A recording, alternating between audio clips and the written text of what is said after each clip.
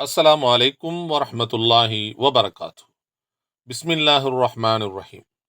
கண்ணியத்திற்குரிய ஆலிம்களே, முஸ்தலஹல் ஹதீஸ் என்ற நூலின் பாடங்களை தொடராக நாம் பார்த்து வருகிறோம். அதில் ஹதீசுல் ஆஹாதினுடைய வகைகள், அதில் ஹதீசுல் ஆஹாதில் அதனுடைய தரத்தை கவனித்து 5 வகைகளாக பிரிக்கப்படுகிறது. ஒன்று சஹீஹுல் லிதாத்திஹி என்பது அதனுடைய விளக்கத்தை நாம் பார்த்து விட்டோம்.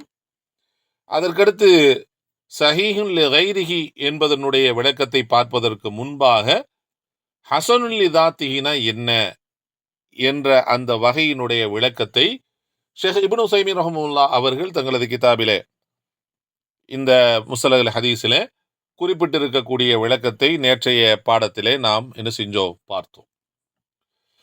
அதே ஹசனுல் லிதாத்திஹிக்கு மேலதிக விளக்கமாக இன்னும் நாம அந்த ஹசனுல் லிதாத்திஹியை அதிகமாக நல்ல முறையில் புரிந்து கொள்ள வேண்டும் என்பதற்காக இமாம் இப்னு சலாஹ் அவர்கள் தங்களுடைய முகத்திமத் இப்னு சலாஹில் என்ன குறிப்பிட்டிருக்கிறார்கள், என்ன எப்படி இந்த ஹசனுல் லிதாத்திஹி என்பதை எவ்வாறு விளக்கி இருக்கிறார்கள் என்பது பற்றிய விளக்கத்தை தான் இன்றைய பாடமாக நாம் இன்ஷா அல்லாஹ் பார்க்கவிருக்கிறோம். அதில் இமாம் அவர்கள் குறிப்பிடுகிறார்கள், அல் ஹதீசுல் ஹசன். அல் ஹதீசுல் ஹசன் என்று எந்த ஹதீஸுக்கு சொல்வோம் அப்படின்னா, ஹுவ அது ஒரு ஹதீஸ் ஆகும். அல்லது எத்தகைய ஹதீஸ் என்றால், தவஃபரத் ஃபீஹி ஜமீஅ ஷுரூத்துல் ஹதீஸி அஸ்ஸஹீஹ். ஒரு சஹீஹான ஹதீஸுக்குரிய அனைத்து நிபந்தனைகளும் பூரணமாக அந்த ஹதீஸிலே இருக்கும். ஹுவல்லதி, அந்த ஹதீஸ் எத்தகைய ஹதீஸ்னா, தவஃபரத் ஃபீஹி அது தன்னிலே என்ன செஞ்சிருக்கும் அப்படின்னா வைத்திருக்கும். என்ன வைத்திருக்கும்? ஜமீஅ ஷுரூத்து அல் ஹதீஸு ஸஹீஹ். ஒரு சஹீஹான ஹதீஸுக்கு என்ன ஷரத்துக்கள் இருக்கிறதோ அத்தகைய அந்த 5 ஷரத்துகளையும் தன்னுள் வைத்திருக்கும். இல்லா என்றாலும் ஒன்றை தவிர. என்னது? அன்ன அஹத ருவாத்திஹி, அந்த ஹதீஸினுடைய அறிவிப்பு தொடரில் இருக்கக்கூடிய ஒரு ராவி, ஹஃப லப்துஹு, அவருடைய மரண திறமையில் குறைவுள்ளவராக இருப்பார்.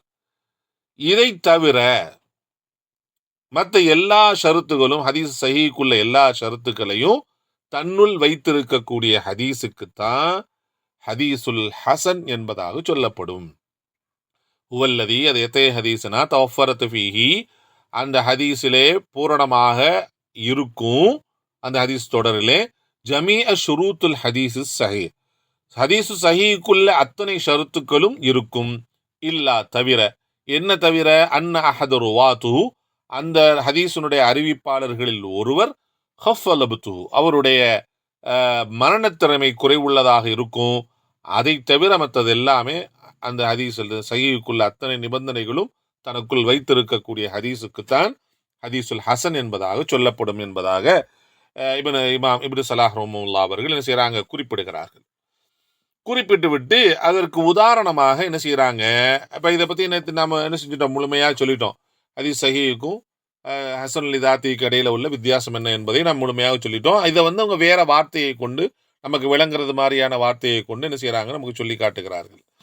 இதற்கு உதாரணமாக என்ன செய்யறாங்கன்னா 2 ஹதீஸுகளை நமக்கு சொல்லி காட்டுகிறார்கள். ஒன்று, மா அஹ்ரஜுல் இமாம் திருமதி வி சுனனிஹி, இமாம் திருமதி ரஹ்மத்துல்லாஹி அவர்கள் தங்களது கிதாபிலே பதிவு செய்திருக்கக்கூடிய ஒரு ஹதீஸை என்ன செய்யறாங்க, பதிவு செய்கிறார்கள். கால, அவங்க இமாம் திருமதி ரஹ்மத்துல்லாஹி சொல்றாங்க, ஹத்தஸனா குதைபா, ஹத்தஸனா ஜஅஃபர் இப்னு சுலைமானுல் துபைஇ. அவருக்கு யார், அவர் யாரை தொட்டு அறிவிக்கிறார்? அன் அபி இம்ரானுல் ஜௌனி.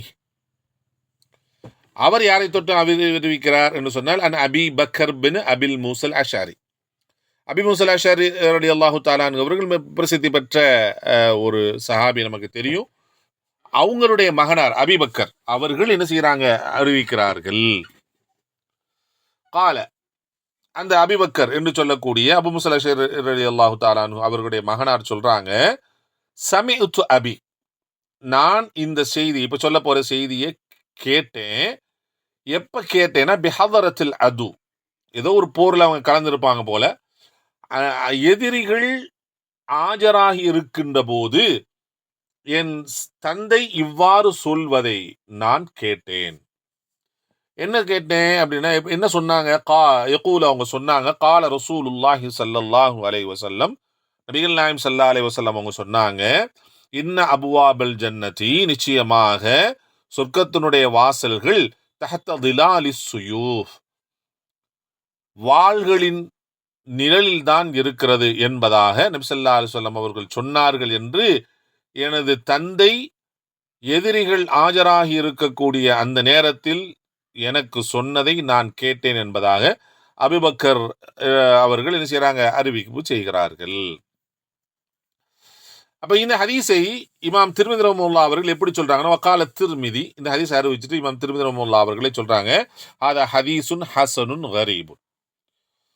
இந்த கரீப்னு வந்தாலே இந்த ஒருத்தர், நம்ம ஒரே ஒருத்தர் மூலமா என்ன செஞ்சிருக்கும், வந்திருக்கும். அது ஹாதா ஹதீஸுன் ஹஸனுன், இது ஹசனான ஹதீஸ் என்பதாக குறிப்பிட்டு காட்டுகிறார். இந்த ஹதீஸின் அறிவிப்பாளர் தொடரில் உள்ள 5 அறிவிப்பாளர்களில் 5 அறிவிப்பாளர் இருக்காங்க. யார் இருக்கா? குத்தைபா இருக்கிறாங்க, 2வது ஜாஃபர் பின் சுலைமானுல் துபை இருக்கிறாங்க, 3வது அபி இம்ரானுல் ஜௌனி இருக்கிறாங்க, 4வது அபீபக்கர் இருக்கிறாங்க, 5வதாக அபு முஸா அல்-அஷ்அரி அவர்கள் என்ன செய்றாங்க? இருக்கிறாங்க. இந்த 5 பேர்ல 4 அறிவிப்பாளர்கள் எவ்வித குறையும் இல்லாதவர்கள். இதில் 2வதாக வருகிற, அதாவது இவன் திர்மிதி ரஹ்மத்துல்லாஹி அவர்கள் யார்கிட்ட இருந்து கேட்கிறாங்க? நேரடியா குத்தைபாவிட்ட இருந்து கேட்கிறாங்க. அந்த குத்தைபா அவர்கள் யார்கிட்ட இருந்து கேட்கிறாங்க? ஜாஃபர் பின் சுலைமான் அத்-துபையிடமிருந்து கேட்கிறாங்கல்ல. இப்ப கீழ இருந்து 2வது ராவி. இதில் ஜாஃபர் பின் சுலைமான் அத்-துபை என்கிற அறிவிப்பாளர் மரணத்திறமையில் குறை உள்ளவர் என்பதினால் எல்லா ஷரத்துகளும் கரெக்டா இருக்கு. ஆனா இவர்கிட்ட அந்த குறை இருக்கிறதுனால இந்த ஹதீஸ் சஹீஹ் எனும் தரத்திலிருந்து ஹசன் என்ற தரத்திற்கு மாறிவிட்டது என்ற இந்த செய்தியை இமாம் திர்மிதி ரஹ்மத்துல்லாஹி அவர்களே என்ன செய்றாங்க? இதை குறிப்பிட்டுக்காங்க. ஹசன்னு சொல்லிட்டு, இது ஏன் நம்ம ஹசன்னு சொல்றோம் அப்படின்னா, இது அறிவிப்பாளர் தொடரில் இருக்கக்கூடிய ஜாஃபர் பின் சுலைமான் அத்-துபை அவர்கள் ஹிஃபுல் லப்த், அதாவது மரணத்திறமையில் குறைவுள்ளவராக இருக்கிறார் என்ற அந்த காரணத்தையும் சொல்லி காட்டியிருக்கிறார்கள். இப்ப நமக்கு புரியுதா? மற்ற அறிவிப்பாளர்கிட்ட எந்த குறையும் இல்லை. அறிவிப்பாளர் தொடர் கரெக்டா இருக்கு, எல்லாரும் அதிலாக இருக்கிறாங்க, மற்றவங்க எல்லாம் லாபித்தாக லபுத்து தாமாக என்ன செய்யறாங்க? இருக்கிறாங்க. ஷாதை விட்டும் நீங்கியதாக இருக்கிறது, இல்லத்தை விட்டு நீங்கியதாக இருக்கிறது.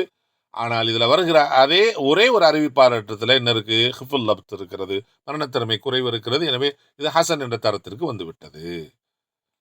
அடுத்ததாக அப்ப அடுத்து வந்து இந்த இந்த இந்த அறிவிப்பு தொடரை தவிர வேற எந்த அறிவிப்பு தொடரும் என்ன செய்யல, இல்லை, இந்த அவ்வளவுதான். அதனாலதான் இது ஹசன் என்ற தரத்திற்கு வந்திருக்கிறது.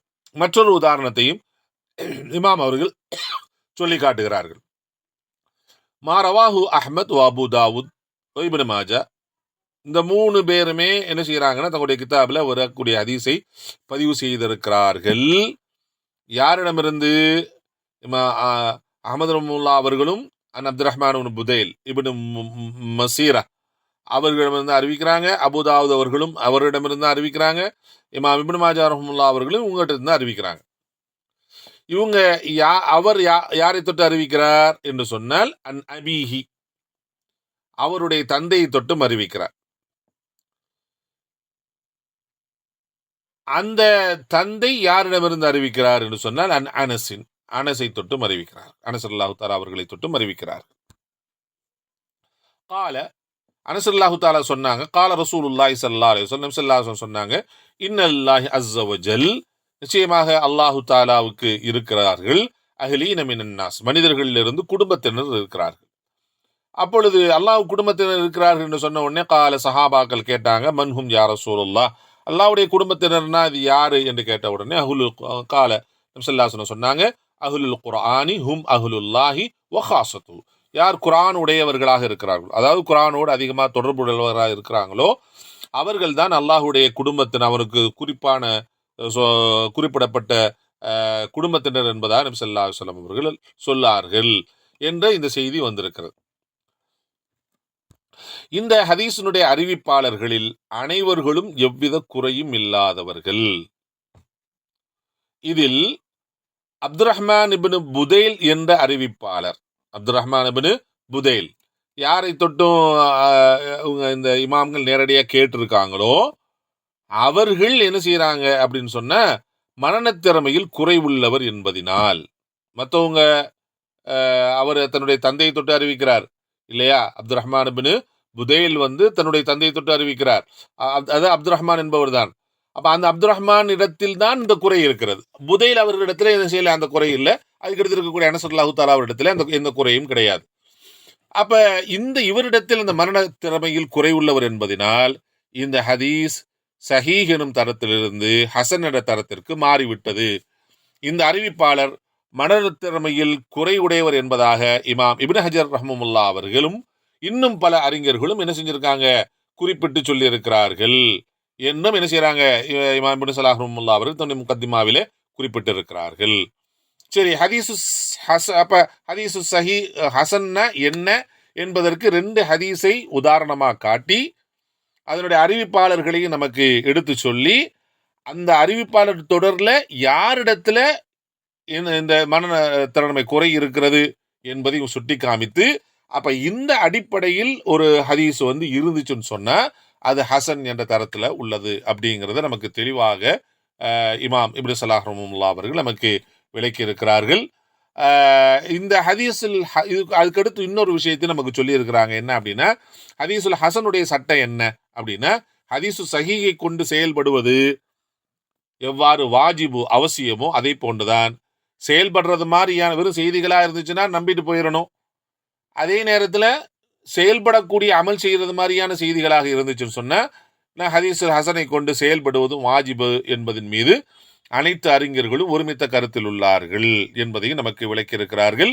அப்ப ஹசனுல் லிதாத்திஹி என்ன என்பதை ஷேக் இப்னு உஸைமீன் ரஹ்மத்துல்லாஹி அவர்கள் சொன்னதையும் இமாம் இப்னு ஸலாஹ் ரஹ்மத்துல்லாஹி அவர்கள் நமக்கு சொன்னதையும் நாம் கேட்டு ஒரு புரிதலைக்கு நமக்கு என்ன செஞ்சிருக்கு, ஏற்பட்டு இருக்கிறது. அடுத்து நாம் என்ன செய்யலாம் அப்படின்னு சொன்னா, சஹீஹுல் லிகைரிஹினா என்ன என்பதை இன்ஷா அல்லாஹ் நாளை பாடத்தில் பார்க்கலாம். நமக்கு அனைவர்களுக்கும் விளக்கத்தை தர அல்லாஹ் போதுமானவனாக இருக்கிறான். அஸ்ஸலாமு அலைக்கும் வரஹ்மத்துல்லாஹி வபரகாத்துஹு.